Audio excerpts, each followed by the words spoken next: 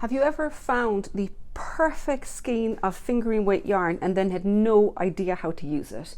Well, today Ask a Knitter's videos is going to be just for you. We're going to give you 5 different pattern ideas of different things you can do with a fingering weight yarn. Now, fingering weight yarn, depending on where you are in the world, you may also possibly call it 4-ply yarn, or if it's one that is twisted or has an addition of nylon specifically for socks, you may also have it a sock yarn. So all 3 of those are usually the same weight of yarn. Just depending on where you are, it's going to be called something a little different. My favorite go-to for almost everything is always garments, but that's just my personal favorite. So I've got 2 garments here that both use fingering weight yarn, but quite different yarn. So the one I'm wearing is Soft Trails, and it's using a Bloss Delight. So that is a 4-ply yarn or a fingering weight yarn. It's a single ply woolen spun yarn. Now, if you had seen in my previous video where I was talking about woolen spun has a lot of air in it, and it's much lighter, much fluffier. It's usually going to have a couple of ones plied together. It's often not done as a single ply, so it actually makes a fairly fragile yarn. So when you pull it too hard, it will come apart. But the advantage of it is that it's light as air. When I knit this up, and being very careful not to pull too tightly, and you wash it and it blooms, the stitches just fill in and it feels like you're wearing nothing. So it's one that it's worked in one piece where you've got just actual stitch patterns run down the side here, kind of a very straightforward open work lace stitch, simple open neck scoop crew neck here, and then the sleeves are picked up from the top and worked from here down. Very straightforward. You can adjust for the length. There isn't body shaping, so it's designed to be a little bit cropped and possibly sit over like a dress or maybe something else layered underneath. Like, it works really nicely if you've got a long shirt or something like that with the tails coming out. Looks really, really great. So it's definitely a layering piece. And again, if you're knitting a garment with a fingering weight yarn, you really are talking about either a layering piece or something that you just want for summer wear, because it's going to be a very lightweight, airy fabric. So think light, airy summer when you're thinking of a fingering garment. The other one over here is, it's kind of, I consider a bit of the workhorse of the garments, because you can use any kind of yarn for this, any kind of 4-ply yarn. This particular one is done in it's a fiber space 4-ply, which is designed to be knit with socks. So it's got a very high twist, but it doesn't have any other nylon in it, and it's also superwash. It's top down with raglan shaping, but it is a modified raglan, so it adjusts the increases as you're coming down so that it fits nicely for the sleeve sizes as the sizes get bigger. It's got this nice scoop neck in the front here, so it can easily be worn over dresses or something more summery.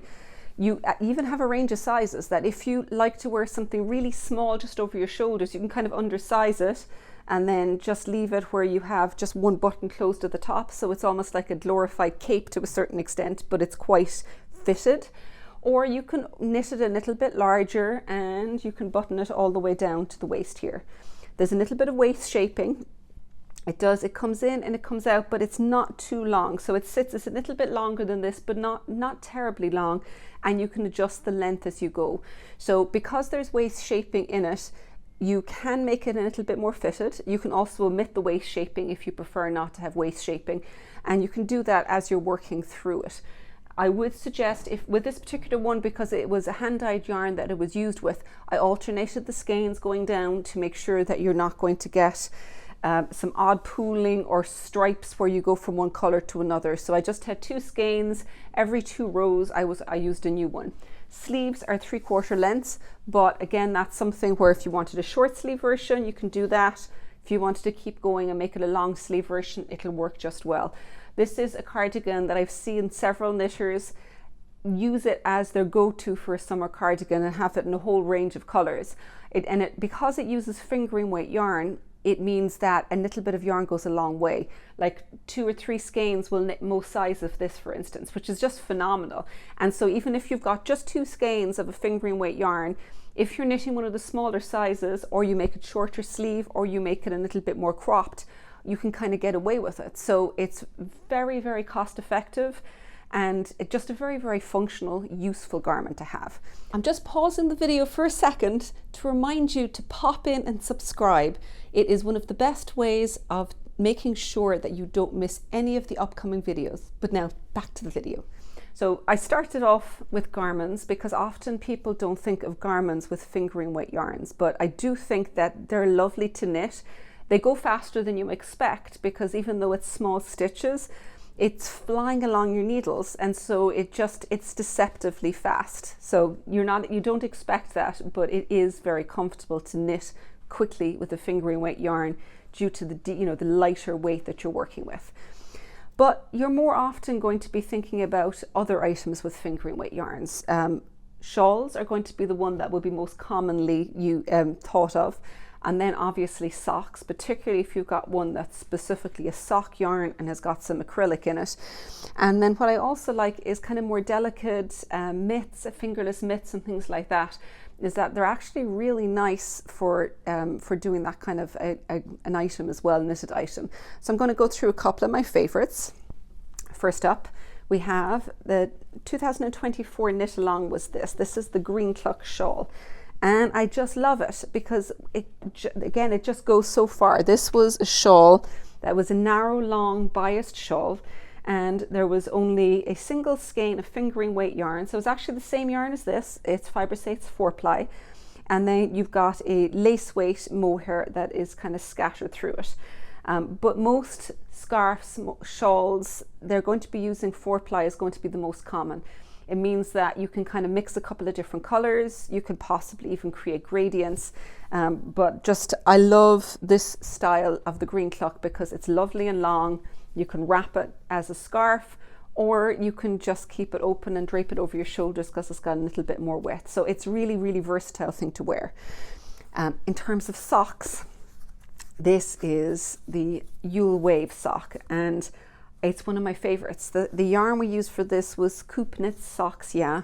And the reason that is actually so nice for things like socks is it's 50 gram skeins. So you can have a contrast color like this, and you can do one color in this and then do the main color in the other one, which allows you to just kind of add in little details like different colors, so toes and cuffs, and then a little bit of a patterning in it. And this is kind of my go-to sock pattern. I've got a high instep, so I like a plain vanilla cuff down one if I'm making a sock for myself. It allows me to create a nice big heel flap here, which means that you've got a decent sized gusset, so that if you've got a high instep, this fits really nicely. So this is very straightforward pattern. You can even leave out the stripes. I know that Laura working here, she has knit this many times and she just used it as a plain pattern without the stripes here. So this works really well just as a very good basic well-fitting sock pattern. And the final option you have here is I'll put this on backwards so you can see it, the Fuaite mitts. So obviously this is turned backwards because this should be the front, but this way I can actually show you the patterning. So that it has this one is really, really soft, like in the long grass fingering weight yarn, and it's got this little delicate, very elongated ribbed lace stitch pattern up here.